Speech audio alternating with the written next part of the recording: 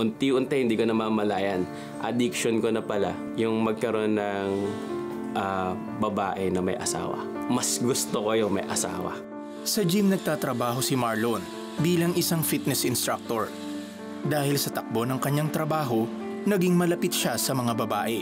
Siyempre, as fitness trainer, bata pa ako, gano'n na ako. Noong naging fitness trainer na ako, nagkaroon ako ng motto na hindi lulubog tong araw, na hindi ka mapapasakin.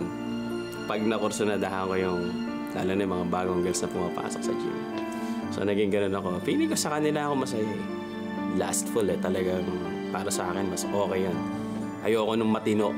Ayoko nun. Oo, ako yung kabit. Destroyer ako ng family.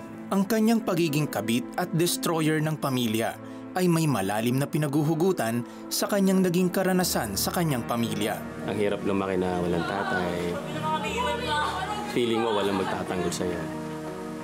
Feeling mo ang liit ng tingin ng tao sa'yo kasi parang wala kang wala kang armor, walang sasalag lahat ng atake sa'yo. So doon ako nagkaroon ng insecurity. Na-expose ako doon sa mundo.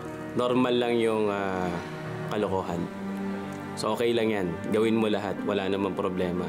Para akong namanhid doon sa mga kalokohan na yun. Dahil walang sikretong hindi nabubunyag, natuklasan din ito ng kanyang mga naging karelasyon. Stressful na, marami nang umaaway sa akin. And doon ko na-realize na ito yung consequence nung ginawa ko. Sobrang hirap. Ang pinakamasakit doon, hindi ka mapayapa, wala kang peace of mind kasi public na eh. May nagpo-post na sa Facebook mo, ito yung ginawa mo, ito yung ginawa mo, ito yung ginawa mo, ang kapal ng mukha mo, ganyan-ganyan. Hanggang isang tagpo ang nagpabago ng kanyang pananaw sa buhay. Sinundo siya ng asawa niya sa gym. So, sinisikreto namin yun doon sa husband niya, hindi man alam. And habang magkasama sila, siguro way na rin ng Lord na ipakita sa akin yun. Na nangungusap yung Lord sa'yo na someday anak magkakapamilya ka. Hindi sa ganyang paraan. Yung matatawag mong sa'yo, yung mahawakan mo yung kamay sa publiko, yung wala kang takot na may makakakita o makakabuko sa'yo. And tingnan mo rin anak, biktima ka din ng pagiging broken family.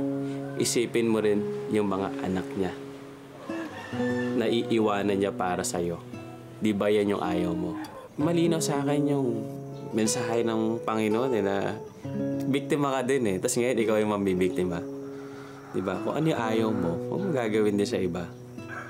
Kung ano yung gusto mo, yun yung gawin mo sa iba.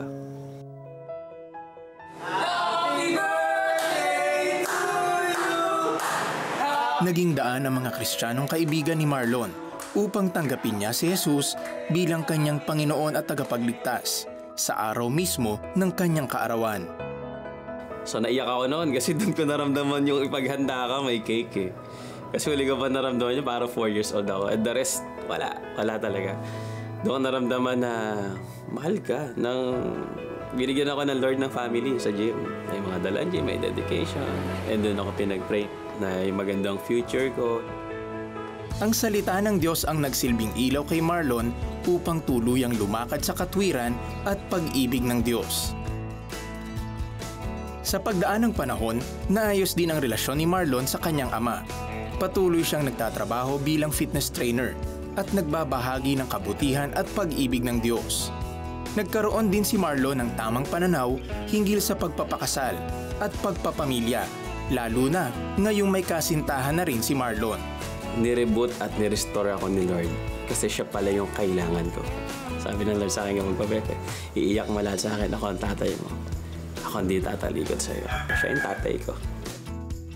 Nagkaroon siya ng history ng lack of love from the family and from the father. At hinanap-hanap niya yung pagmamahal na yon sa maling lugar, sa iba't ibang lugar. Ano? And it led him to unfortunate situations, right? Na from a life na punong-puno ng brokenness, guilt, and addiction, ngayon transformed na si Marlon by the love and grace of Jesus. And he used to call himself a destroyer of families, pero si God binigyan siya ng bagong identity. Nang makita niya ang kanyang girlfriend na sinundo ng asawa, naku, wake-up call na yon na galing kay Lord para kay Marlon. And on his birthday, he received the best gift ever, si Jesus bilang kanyang Lord and Savior. At ngayon, meron na siyang sariling pamilya. O, di ba? Alam po ninyo, kaibigan, baka feeling mo empty ka, kagaya ni Marlon, kung saan ka naghahanap ng pagmamahal. Maybe you're longing for the love, for the purpose, and even for forgiveness. Just like Marlon, alam po ninyo, pwede kang magsimula ulit. Jesus is calling you today. Sabi niya sa John 1:12, "Yet to all who did receive Him, to those who believed in His name, He gave the right to become children of God." Hindi mo kailangang bayaran, tanggapin mo lamang yung regalong ito. Kaya we invite all of you to pray with us. Buksan niyo lamang inyong puso kay Jesus. Hayaan niyong siya ang maging Lord and Savior of your life. Manalangin po tayo. Panginoong Diyos, ako po'y sadyang makasalanang tao. Lahat na po yata ng klaseng kasalanan ay nagawa ko na. Alam ko po na hindi ko kayang iligtas ang aking sarili. Maging ang mga kaibigan ko, ang pamilya ko, hindi nila ako kayang iligtas. Pero napag-alaman ko ngayon na Ikaw, Panginoong Jesus, ang maaring magligtas sa akin. Namatay ka sa krus ng Kalbaryo at nabuhay ng muli. Napagtagumpayan mo ang kasalanan at lahat ng uri ng mga sakit. Kung kaya ngayon, Panginoong Jesus, ako'y lumalapit sa inyo at tinatanggap ko kayo bilang aking Panginoon at tagapagligtas ng aking buhay. Simula sa araw na ito, Ikaw na ang masusunod sa aking buhay. Nasa iyo na rin ang aking pag-asa. Maraming salamat at ako ay binabago mo at ako'y babaguhin mo pa rin upang ako ay maging mabuting tao, mabuhay ng matuwid at kaaya-aya para sa inyo. Maraming pong salamat. Sa ngalan ni Jesus, ito po ang aming panalangin. Amen. Sumabay ka ba sa prayer at tinanggap si Jesus bilang Diyos at tagapagligtas? Balitaan mo naman kami. Please send us the message, "Yes, tinanggap ko si Jesus," through text or via the 700 Club Asia Facebook Messenger o comment section ng YouTube channel o tumawag sa Prayer Center para maipagdasal ka namin. Grow in your faith. Join our online Bible study group today. Just type BSG in the comment section of the 700 Club Asia YouTube channel or Facebook Messenger to receive details. No matter how broken we feel, God is always reaching out, ready to restore, to heal, and to give us a new beginning. We don't have to face our burden alone. God is ready to meet you right where you are, and all it takes is one call, one prayer, one step of faith. Don't wait. Call the number on your screen now. This could be the moment that changes your life forever. Ang ating pong CBN Asia Prayer Center representatives ay handang makinig at damayan ka sa pagdarasal kahit anong oras at kahit nasaan ka pa. If you've been inspired by Marlon's journey earlier, we invite you to visit the 700 Club Asia YouTube channel. Here, you'll find more testimonies like Marlon's and uplifting episodes that will strengthen your faith and encourage your heart. Just search for the 700 Club Asia on YouTube, hit the subscribe button, and don't forget to click the notification bell para updated ka sa mga bagong videos. Let God speak to you through these stories. Who knows, the next video you watch might be the one that changes your life. Follow the 700 Club Asia on social media. We are on Facebook, Instagram, TikTok, and X. Doon you will find daily encouragement, devotionals, behind-the-scenes content, and updates that will uplift your spirit. If you're looking for ways to strengthen your walk with God, we invite you to visit cbnasia.org. You'll find devotionals, articles, and resources that will help you grow spiritually and stay encouraged every day. And for daily inspiration right at your fingertips, download the Tanglao app. It's a devotional companion designed to guide you through life's ups and downs with God's Word. Whether you're facing a challenge or simply needing a reminder of God's promises, Tanglao is there to speak life into your heart. Download it for free from Google Play Store, Apple Store, Spotify, and Apple Podcast. Samantala, bakit nahantong sa depresyon ang UFC fighter na si Mark Muñoz, na kilala bilang the Filipino Wrecking Machine? Ang kanyang kwento sa pagbabalik ng The 700 Club Asia. Kaya dyan lamang kayo, huwag kayo alis.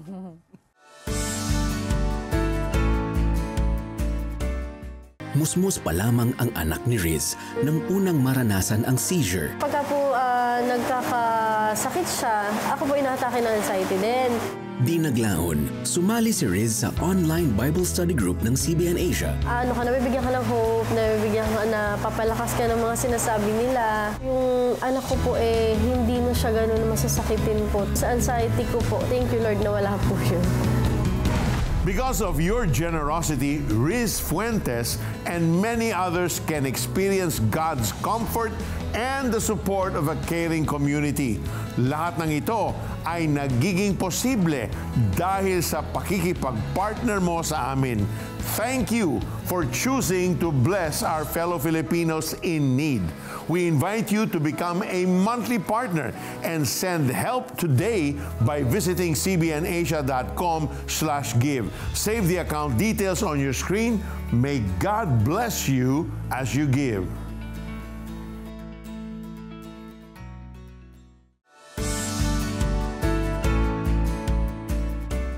Muñoz, the Filipino Wrecking Machine. I'm 14-6 in the UFC at the middleweight division.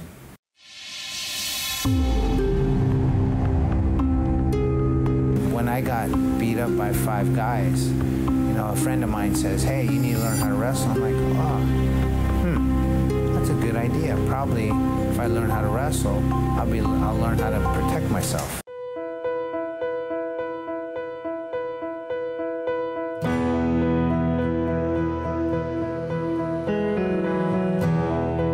In Randy Couture. I'm gonna spar Randy Couture? No way, man. Randy Couture sat me down and he says, "Muñoz, you need to get into mixed martial arts." For me, I walk through doors, opportunities, and step out on faith and pray about those opportunities. And I felt that God was leading me through those opportunities, and God led me to MMA. And I end up going through that door, stepping out on faith.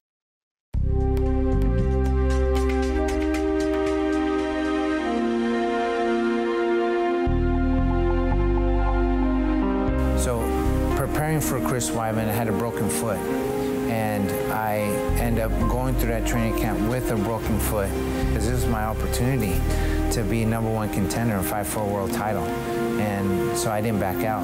I got into the fight, and he ended up landing a big elbow on me.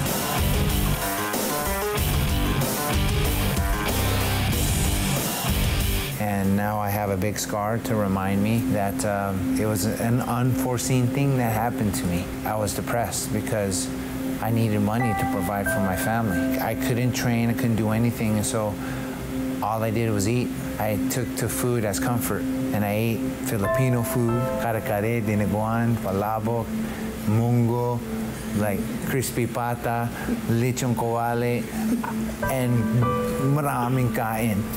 I'm just so much food. Then I end up becoming 261 pounds.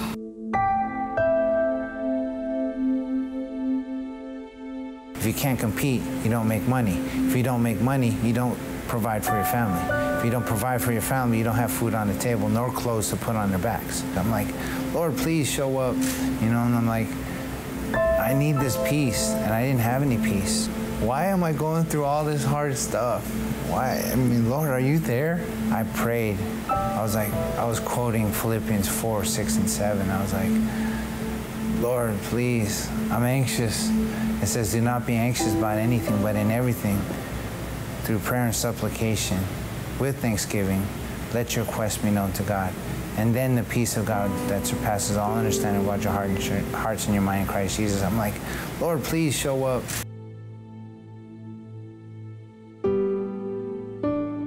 It's awesome because, from then on, I see the struggle that was happening, but it was making me stronger. And now in the wake of that, be compassionate to those who struggle with their weight. I can be compassionate to those who comfort eat. I can be compassionate to those that are injured. I can talk to people about that because I've experienced it myself. And you know, we might be beaten on every side, you know, stricken but not destroyed, you know. But through Christ, we can do all things through Christ who gives us strength. And I know that God's going to protect me, and I know that He has a plan for my life, plans to prosper and not to harm me, to give me a future and a hope. You know, that's what it's all about.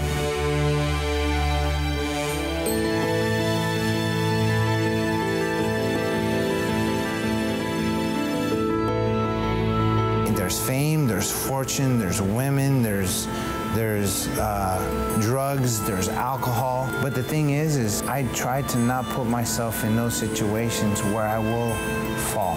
If I were to make one decision, how would that affect my life right now? The people that I love, everything that I look forward to, it's all gonna go away. And sometimes I might be put in a situation and I have to get myself out of it, but God provides a way out.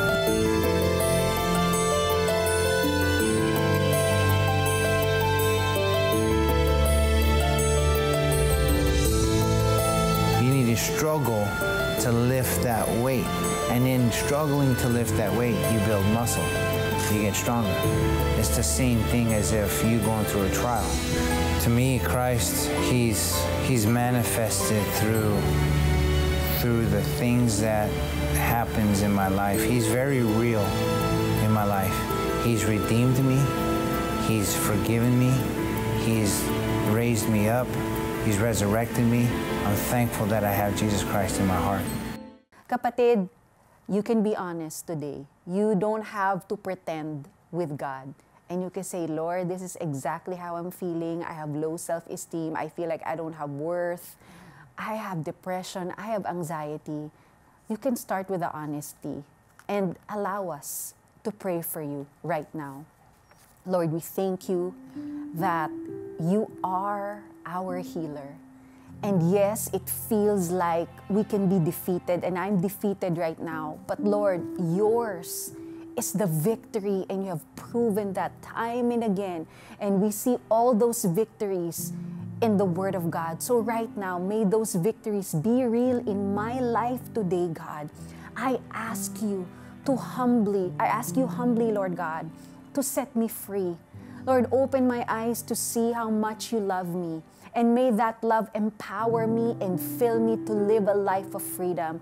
Lord, even right now, I pray to silence all the voices that are not yours, God, that are trying to lie to our kababayan, saying they are not worthy, or saying that they should just end things, or just saying things, Lord God, that are not real. I pray right now, Holy Spirit, that you speak the word of truth to our kababayans right now, that they are loved. They are worthy of your love, and they can be redeemed and set free because of what Jesus Christ has done on the cross. His finished work on the cross, Lord God, is enough to set us free. So I pray, Lord God, right now, yes, there is a space for professional help, Lord. But in the name of Jesus, we declare healing and freedom right now to come to our kababayans, Lord God, that they be set free from all this mental and emotional turmoil that they're experiencing right now. In Jesus' name, amen and amen. Sonja, right now, may mga nanay na nanonood sa atin ngayon at sila ay bagabag na bagabag sa nangyayari sa kanilang pamilya, yung kanilang mga anak, tila napapariwara. And hindi mo na alam kung anong gagawin mo. Ayaw mo namang isumbong sila sa barangay or ipakulong ang iyong mga anak. So, dahil sila ay gumagawa ng mali. You know, in the name of Jesus right now, we pray for you, kayong mga magulang. And we're declaring God's peace to be upon you. That your focus should be upon Jesus and your help will come from Him.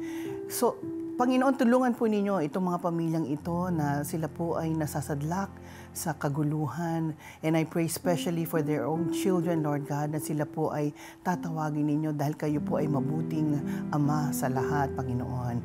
At para sa mga magulang nga na nababagabag ngayon, tandaan ninyo na ang Panginoong Diyos ay inyong kakampi at sila ay nakikinig sa inyong panalangin tungkol sa inyong mga anak. So lumapit lamang po tayong lahat sa ating Panginoong Diyos at siya ay nakikinig at siya ay tutugon sa ating panalangin.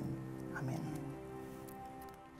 Naramdaman ko na tuloy-tuloy ang pag-recover ko. Doon ko naranasan yung kapangyarihan ng Diyos. Wala kaming pera pero naitayo namin yung farm na ito. Nag-restore sa akin, finances, trabaho, lahat po yan galing sa Panginoon. Tulad ba nila ay sinagot din ng Panginoong Jesus ang iyong panalangin? We want to hear it from you. Please text answered prayer and share your story with us. Send it to 0917-126-1442.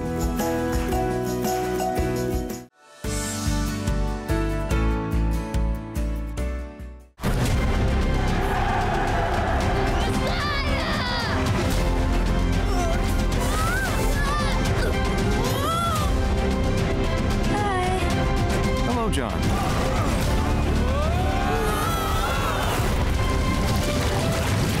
We're gonna need a bigger boat!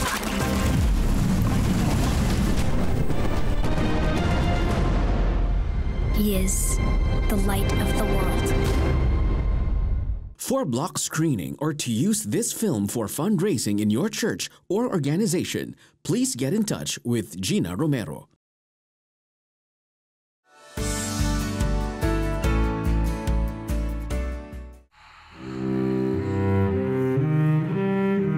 Bakit ako nagkaganito? Yung maglakad ako pauwi, maming tao makatitig. Naramdaman ko sarili ko na ako yung tinatawanan nila kasi yung pa ako daw. Ginagaya nila ba? Ginagaya yung lakad ko para daw ako pato, maglakad. Masakit pero idibdib ko na lang kasi wala naman ako magawa kung papatulan ko sila. Kung anong problema ko, ano lang, sinasarili ko lang. Sinasarili ko lang.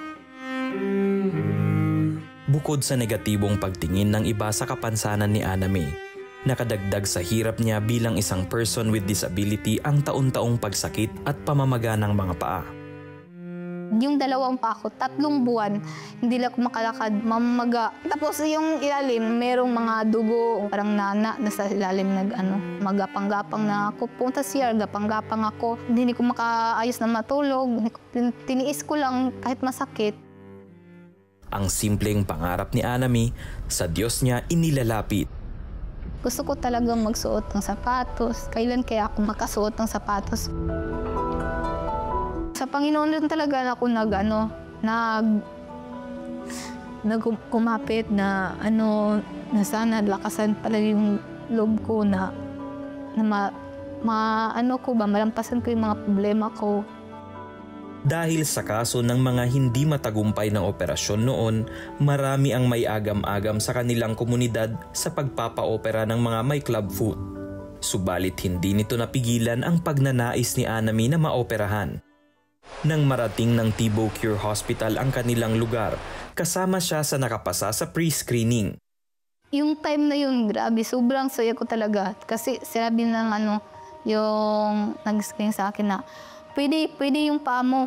Sa edad na 19 years old, itinuturing na neglected case na ang kondisyon ni Anna May. Ngunit dahil sa inyong tulong at sa pakikipag-partner ng Operation Blessing sa Tibo Cure Hospital, naging matagumpay ang operasyon ni Anna May. Yung pagbabago yung pa ako ngayon, ay makaano na ako, komportable na ako. Tapos confident ako sa sarili ko na maglakad. Tapos mahapakon talaga. Ang inyong taus-pusong pagbibigay ang nagsilbing tugon ng Diyos sa panalangin ni Anna May. Kasama na kayo sa bawat hakbang ngayon ni Anna May patungo sa kanyang bagong pangarap. Pangarap ko na makatapos ako sa pag-aaral. Nagpasalamat ko sa iyaha kay naghatag siyang tao nga para mabago, para baguhon niya ang akong kinabuhi. Sa Operation Blessings, pasalamat sa ko sa ilahan kay kung ditungod nila, dili ko maabot rin sa Davao.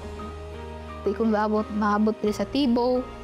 Karon nga na, tumanagin ako akong tail na successful na good.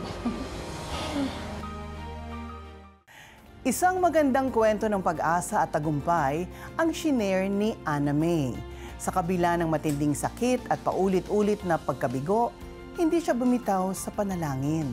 She held on to faith, believing that one day she would walk without pain and wear shoes like every other young woman. Totoo yan. Amen. And Anime's journey reminds us that even in the darkest moments, God is working behind the scenes.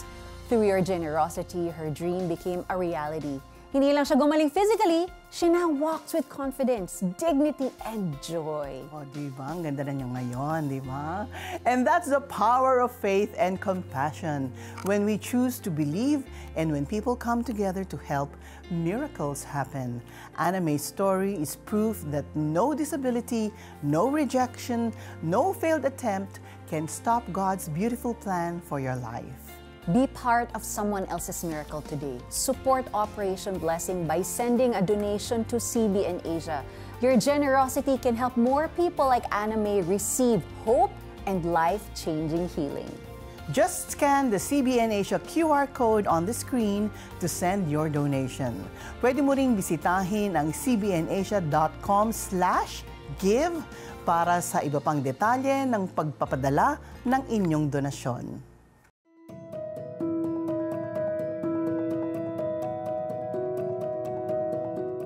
In our Push Pilipinas segment, we lift a prayer request to God from our Facebook page and rejoice in His powerful answers. Ito na, basahin natin ang prayer request mula kay Jocelyn Respicio. Kayo na po ang bahala sa lahat ng aalahanin ko sa buhay. Amen. Si Lord ang bahala. Lord, we lift up to you, Jocelyn, and we agree with her, Lord, that ikaw ang bahala sa lahat ng kanyang inaalala sa buhay. Give her peace that transcends all understanding and joy that comes from you alone. In Jesus' name, Amen. Sa ating episode ngayon, napanood natin ang 3 kwento ng pag-asa at pagbabago. Iba-iba man ang kanilang pinagdaanan, iisa ang mensahe. Si Lord ay tapat, makapangyarihan at personal na Diyos. Marlon Dacuyan was trapped in addiction and broken relationships, but God called him out of darkness and gave him a new identity. Mark Munoz faced defeat and depression, yet found strength and purpose in surrendering to Christ.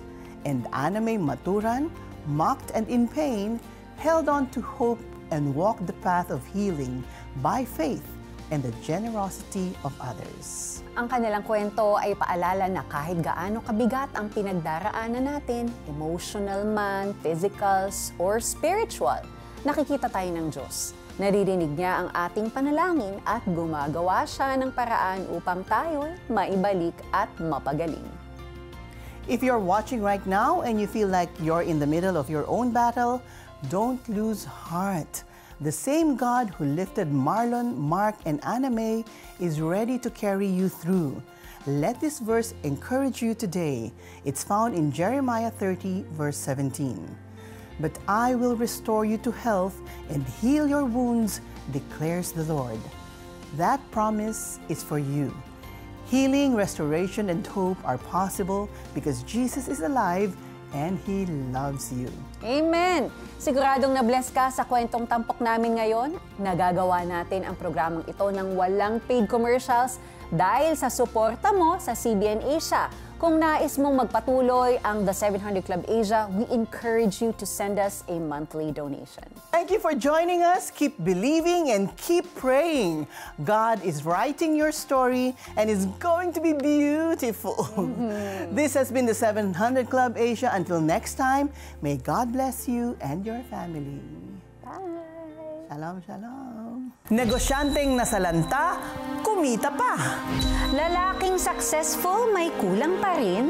Lahat ng yan dito lang sa The 700 Club Asia. Alas 12 ng gabi sa GMA.